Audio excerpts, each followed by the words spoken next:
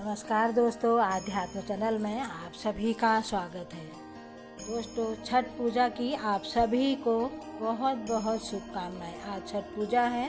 छठ पूजा के उपलक्ष्य में मैं आपको इसकी कथा सुनाऊंगी और ये छठ पूजा क्यों की जाती है, क्या इसका महत्व है, क्या इसको करने से आपकी सभी इच्छाएं पूरी होती हैं और क्या इसका महत्व है और इसकी पूजा में क्या क्या सामग्री रखता है और ये कब किया जाता है, इसका पूरा आज मैं आपको बताऊंगी। छठ पूजा क्यों की जाती है। जय छठ मैया की। छठ मैया की पूजा हर्षो उल्लास के साथ मनाया जाता है। इसको सभी लोग करते हैं। आप लोग जानते हैं कि ये गोवर्धन पूजा की समाप्ति के साथ ही छठ पूजा की शुभारंभ किया जाता है और इसको हर्षो उल्लास के साथ इसकी तैयारियां की जाती हैं। बड़े धूमधाम से लोग इसको पूजते हैं और इसकी तैयारियां करते हैं। जब छठ पूजा करने वाले लोग गंगा में जाकर माता गंगा और भगवान सूर्य देव की आराधना करते हैं और विधि विधान से उनकी पूजा करते हैं। छठ पूजा का पर्व वर्ष में 2 बार आता है। पहली बार चैत्र मास में और दूसरा कार्तिक मास के शुक्ल पक्ष की षष्ठी को मनाया जाता है। छठ पर्व छठी माता डाला छठ षष्ठी के नाम से भी जानते हैं। जो त्योहार बिहार, उत्तर प्रदेश, झारखंड में बड़ी धूमधाम से इसको मनाया जाता है। छठ पूजा का महत्व काफ़ी ज़्यादा है और इसको हर माताएं अपने बच्चों के लिए इसको व्रत को रखती हैं। छठ पर्व हिंदू धर्म का बहुत ही पवित्र त्योहार है। रामायण के वैदिक काल से ही इसकी शुरुआत हो गई थी। महाभारत युग में भी दानवीर कर्ण ने सूर्य को अर्घ्य देने के लिए घंटों खड़े रहते थे और सुबह सुबह पवित्र नदी में स्नान करने के पश्चात अर्घ्य देकर ही दिन की वो शुरुआत करते थे और पूरे पानी में डूब के ही पानी में खड़े होके तो वो अर्घ्य देते थे। रामायण काल में श्री राम ने जब 14 वर्ष का वनवास हुआ था उसमें भी उन्होंने अयोध्या वापस आए तो तब रावण की हत्या के पाप से उन्होंने मुक्त होने के लिए भी ये राजसूर्य यज्ञ किया था। तो मुग्दल ऋषि के आदेश पर ही आश्रम में रहते हुए कार्तिक मास की षष्ठी तिथि को सूर्य देव की पूजा उन्होंने भी की थी और ऋषि के आदेश के अनुसार उन्होंने लगातार 6 दिनों तक सूर्य देव को कठिन उपासना की थी, उनका अनुष्ठान किया था और तभी से इस त्यौहार को मनाया जाता है और परंपरा के साथ इस त्यौहार के आरंभ किया जाता है और वो जल में खड़े होकर सूर्य देव को अर्घ्य दिया करते थे। आप लोग जानते हैं कि छठ पूजा 4 दिनों का महापर्व होता है। 4 दिनों तक इसमें कोई जल अन्न त्याग देते हैं और अपनी पूजा विधि काफ़ी नियम से ये करते हैं और ये अलग अलग इनके नियम विधि होती है। उन सभी लोग अपने इस पूजा पाठ में लीन रहती हैं और पूजा का शुभ आरंभ नहाने और खाए के द्वारे होते हैं।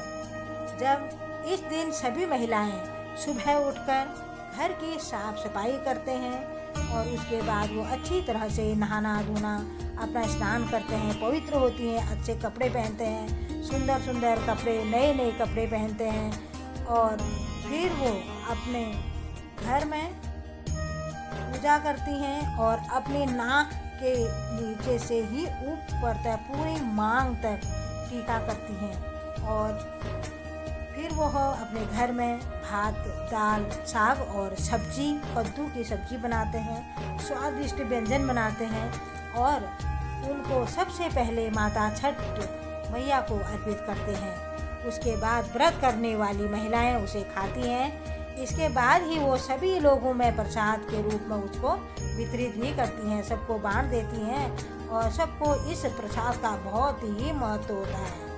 कद्दू बनाना आवश्यक होता है और कद्दू इस विधि का सबसे प्रमुख पूजा का सामग्री माना गया है। छठ पूजा में दूसरे दिन खरना की पूजा होती है और विधि संपन्न की जाती है। इस दिन महिलाएं पूरे दिन भर उपवास करती हैं और व्रत का पूरा नियम पालन करती हैं और फिर शाम के टाइम पे खीर बनाती हैं, चावल पिट्ठा और घी चुपड़ी रोटी बनाई जाती है। इसके बाद वो छठ मैया को भोग अर्पित करती हैं और फिर व्रत रखने वाली महिलाएं उसे खाकर अपना उस दिन का व्रत पूरा करती हैं। फिर प्रसाद को सभी घरों में सबको प्रसाद बांटती हैं और फिर इसके अलावा वो दिन घर पर लोगों को सभी को आमंत्रित करती हैं और तब जब तक वह पूजा समाप्त हो जाए तो उन्हें भोजन कराया जा सकता है। उसके बाद ही वो भोजन कराती हैं। और तीसरे दिन का है छठ मैया का प्रथम दिन है वो अर्घ्य दिया जाता है, सूर्य भगवान को अर्घ्य देते हैं और इस दिन छठ मैया को भोग लगाने के लिए वो ठेकुआ और चावल के लड्डू बनाए जाते हैं। वहाँ के ठेकुआ बहुत प्रसिद्ध हैं और साथ में ही 5 प्रकार के फल पूजा सामग्री के रूप में बनाकर वो रख लेती हैं। इसके बाद उन सभी पूजा सामग्री को सूप में सजाएंगी और फिर उसे बात के एक टोकरी में रख देती हैं और दोपहर में के बाद वो छठ मैया का डाला उठाती हैं और उसको तैयार करती हैं, खूब प्यार से उसको सजाती हैं और फिर गंगा के घाट पर वो जाती हैं। बहुत सुंदर तैयार होके जाती हैं और वहाँ पर फिर वो शुरू हो जाती हैं और घर के सभी लोग व्रत करने वाली लोगों के साथ चलती हैं और जब गंगा घाट में वो पहुँचती हैं तो उसके बाद वह व्रती छठ घाट पर जाकर जल के कमर तक प्रवेश करती हैं। जब वो कमर तक उनका पानी आता है तो वहाँ तक वो खड़ी हो जाती हैं। फिर सूर्य के अस्त होने का वो इंतज़ार करती हैं। जैसे ही सूर्य हल्का अस्त होने लगता है, लाल दिखने लगता है, तो वो वहाँ पर वो उनको सूर्य को अर्घ देने लग जाती हैं। तो इस बात रात फिर बहुत रात होने लग जाती है। फिर पूरी रात भर वो जागरण करती हैं, बैठी रहती हैं, पूजा पाठ करती हैं, भजन कीर्तन करती हैं और धार्मिक कथाएं सुनती हैं, भजन करती हैं और उसका भजनों का भी वो आयोजन करी रहती हैं। लोगों को बुला के पूरे रात वो जागरण करती हैं और फिर दूसरे दिन इस व्रत को रखने वाले जो भी लोग हैं कुछ भी नहीं खाते हैं और वो बिना जल भी नहीं पीती हैं और वो खाना भी नहीं खाती हैं। निर्जला उपवास उनका रहता है, यहाँ तक कि वो बिल्कुल ही जल भी नहीं पीती हैं। और फिर छठ व्रत का फिर जो चौथा दिन आता है कार्तिक शुक्ल सप्तमी तिथि को ब्रह्म मुहूर्त में छठ मैया का डाला वो सजाई हुई जो होती है वो व्रती वो लोग छठ घाट पर फिर जाती हैं। इसके बाद व्रत रखने वाले लोग गंगा जी में प्रवेश करती हैं और जब सूरज उदित होता है तब उसे देखकर वह माता गंगा को अर्घ दिया जाता है और उस दिन भी वो गंगा मैया पे उतरती हैं और उनकी कमर तक पूरा पानी रहता है और फिर वो सुबह की इतनी ठंड कड़ाके की ठंड में वो खड़ी रहती हैं और वो मैया से फिर अपना आशीर्वाद लेती हैं और फिर सूर्य भगवान को अर्घ देकर वह उस दौरान व्रत रखने वाली होती हैं। महिलाएं अपने बेटे और पति की लंबी उम्र के लिए प्रार्थना करती हैं और साथ में उनके घर के ऊपर किसी प्रकार की भी कोई तकलीफ और समस्या ना हो उसके लिए विवाह माता छठ मैया से आशीर्वाद लेती हैं। पूजा समाप्त होने के बाद सभी लोग घाट के ऊपर व्रत रखने वाली महिलाओं को मिठाई गुड़ देकर उनका व्रत पूरा करवाती हैं।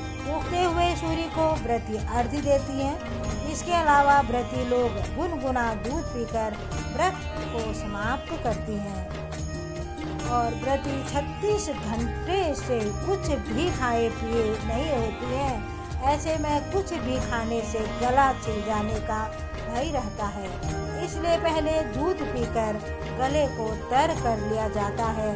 फिर सभी लोग घर वापस आते हैं और आकर सभी लोगों को प्रसाद का वितरण किया जाता है और घर में विभिन्न सब्जियों को मिलाकर और सब्जी और चावल बनाया जाता है और उसे व्रत रखने वाली महिलाओं को खिलाया जाता है और एक प्रकार का ये प्रसाद ही होता है।